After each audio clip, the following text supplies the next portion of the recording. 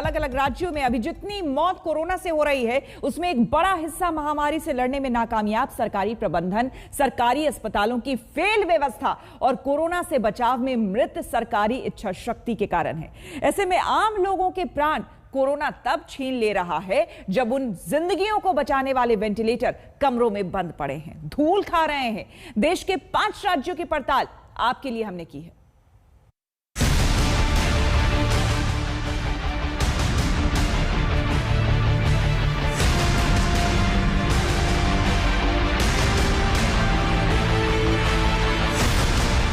ICU का कमरा जो है ये पिछले 8 महीने से बंद पड़ा है और जो हमें जानकारी मिली है कि देख सकते हैं इस अस्पताल को 6 वेंटिलेटर जो हैं वो मुहैया कराए गए थे 8 महीने पहले।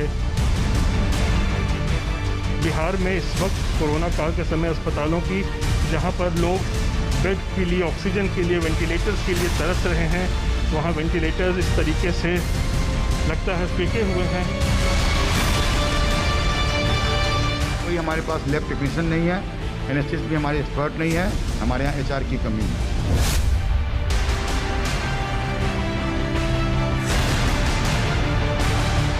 अभी ये बिल्कुल सील बंद है, पैक है, इसका इस्तेमाल अभी नहीं हो पा रहा है।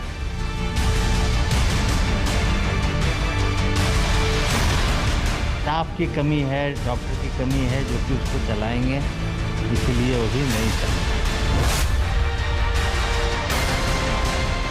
मरीजों की जिंदगी में सांसों की उम्मीदों पर ताला बंद करने वाली वजहों को आपके सामने लाने पहुंचा है आज तक। आम आदमी को कोरोना के कारण अपने शहर में इलाज के लिए दर दर भटकाने वाले पर्दों को आज खोलने जा रहा है आज तक।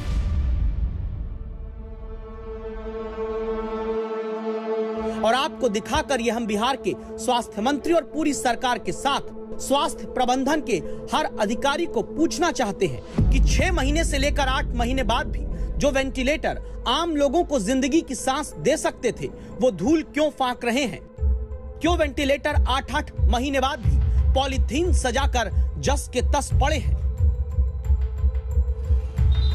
जिसके लिए पहले चलते हैं बिहार की राजधानी पटना से 6 घंटे की दूरी पर मौजूद अररिया के सरकारी सदर अस्पताल में, जहां आज तक संवाददाता रोहित सिंह पहुंचते हैं। तो सरकारी अस्पताल के 76 नंबर कमरे में बंद ताला चौंकाता है। रोहित सिंह कर्मचारी को बुलवाकर इस कमरे को खुलवाते हैं तो सरकारी अस्पतालों में इलाज के नाम पर क्रूरता की कहानी सामने आती है। बहुत ध्यान से इस कमरे से आई रिपोर्ट को देखिएगा, क्योंकि 1, 2, 3, ये 4, ये 5वां और ये 6ठा, जी हां, जो 6 वेंटिलेटर कोरोना के सबसे बड़े संकट काल में जिंदगी आम गरीब आदमी को दे सकते थे, वो वेंटिलेटर क्या इस्तेमाल हुए होंगे? जहां वेंटिलेटर के साथ के बेड की पॉलीथीन भी आज तक स्वास्थ्य विभाग और अधिकारी नहीं उतरवा पाए हैं।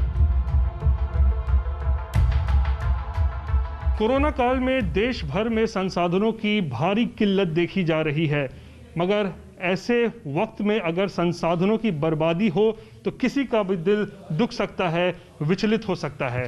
तस्वीरें हम लगातार बिहार के अस्पतालों की दिखा रहे हैं जहां पर संसाधनों की बर्बादी साफ तौर पर देखी जा रही है। और इसी क्रम में इस वक्त हम अररिया ज़िले में मौजूद हैं, सदर अस्पताल में इस वक्त हम हैं और आपको हम दिखा रहे हैं किस तरीके से यहाँ पर आईसीयू कमरे में जो है वेंटिलेटर्स की क्या स्थिति है। देखिए, मैं आपको तस्वीरें दिखा रहा हूँ। इस आईसीयू का कमरा जो है ये पिछले 8 महीने से बंद पड़ा है और जो हमें जानकारी मिली है कि देख सकते हैं इस अस्पताल को 6 वेंटिलेटर्स जो हैं वो मुहैया कराए गए थे 8 महीने पहले, मगर 6 के 6 वेंटिलेटर्स जो हैं इस वक्त कार्यरत नहीं है, इनका इस्तेमाल तक शुरू नहीं हुआ है। वेंटिलेटर यानी वो मशीन जो मरीजों के फेफड़े तक ऑक्सीजन पहुंचाकर उनकी जीवन रक्षा करती है। वो मशीन जो पीएम केयर्स फंड यानी prime ministers citizen assistance and relief in emergency situation fund के तहत पहुंचाई गई। वो मशीन जिसको पाने के लिए बड़े शहरों में लोग अपना घर तक बेचकर इलाज प्राइवेट अस्पताल में कराने को तैयार है। वही लाइफ सेविंग मशीन महीनों से आकर अररिया के सरकारी अस्पताल में धूल फांक रही है।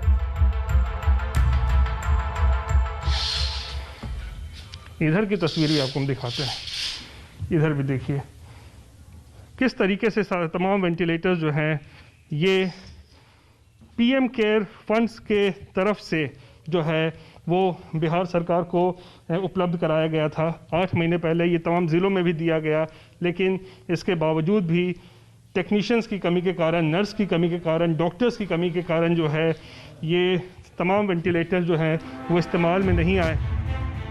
बिहार में जो भी दावा करता है कि स्वास्थ्य सुविधा जन जन तक पहुंचाने में प्राण झोंक दिए हैं सिस्टम ने, उसे अब ये तस्वीर देखकर शर्म से डूबना चाहिए, क्योंकि वेंटिलेटर तो शौचालय के पास तक पड़े हुए हैं बिना इस्तेमाल किए हुए।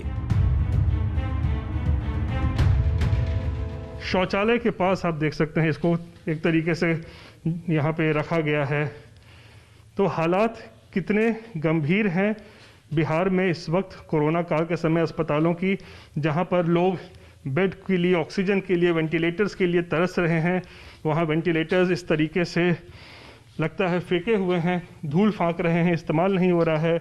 और ख़ास बात तो ये है कि अररिया के इस अस्पताल में वेंटिलेटर के साथ बेड भी लगा हुआ है, यानी 6 बेड 6 वेंटिलेटर्स जस के तस पड़े हैं, इनका कोई इस्तेमाल नहीं हो रहा है। अब बारी आती है कारण जानने की। आखिर क्या कारण है कि महीनों से वेंटिलेटर होने के बावजूद उनका वक्त पड़ने पर जान बचाने में इस्तेमाल तक नहीं किया जा रहा। आज तक संवाददाता Rohit Singh civil surgeon doctor MP Gupta से पूछने पहुंचे। वेंटिलेटर यहाँ पर लगा दी है, बेड भी लगा दिए हैं, ICU भी खोल दिया हूँ, लेकिन क्रियाशील अभी नहीं कर पाया हूँ, क्योंकि इसमें कोई हमारे पास लैब टेक्नीशियन नहीं है, एनेस्थिसिस्ट भी हमारे एक्सपर्ट नहीं है, हमारे यहाँ HR की कमी है। पता चला कि जब बीमारी मौत बांटने लगी है, तब अररिया के सरकारी अस्पताल का प्रबंधन इन महीनों से कोने में पड़े हुए वेंटिलेटर को चलाने वाले डॉक्टर और एक्सपर्ट को नियुक्ति करने के लिए नौकरी का विज्ञापन ही अभी दे रहा है, और आम आदमी अपनी जिंदगी के लिए तड़पने को छोड़ दिया गया। और यह कहानी सिर्फ एक जिले या एक राज्य की नहीं, बिहार के ही सुपौल के सरकारी सदर अस्पताल में भी संवाददाता रोहित सिंह ने 2 दिन पहले पड़ताल की है। बाहर से शीशे की तरह चमचमाती इमारत देखकर चौंकिएगा नहीं, क्योंकि उन सरकारी दावों को आईना दिखाने वाला है यह अस्पताल, जो दावा करते हैं कि बिहार में सब कुछ कंट्रोल है। सुपौल के सरकारी अस्पताल में भी अररिया जैसा हाल दिखता है, जहां जिंदगी की उम्मीदों पर ताला बंद करके महीनों से रखा गया है और वेंटिलेटर अंदर बिना इस्तेमाल के कूड़ा किए जा रहे हैं। के बाहर मौजूद है, जहां पर हमें बताया गया है कि 6 वेंटिलेटर्स जो सरकार ने मुहैया कराए हैं वो यहाँ पर रखे हुए हैं। और आप तस्वीरें देखिए, यहाँ पर आप देख सकते हैं बिल्कुल नए वेंटिलेटर्स हैं। यहाँ पर पीएम केयर फंड के ज़रिए जो है आप देखिए यहाँ पर ये उपलब्ध कराया गया है बिहार सरकार को, और फिर सभी ज़िलों में जो है इसको मुहैया कराया गया है। लेकिन फ़िलहाल अभी ये बिल्कुल सील बंद है, पैक्ड है, इसका इस्तेमाल अभी नहीं हो पा रहा है।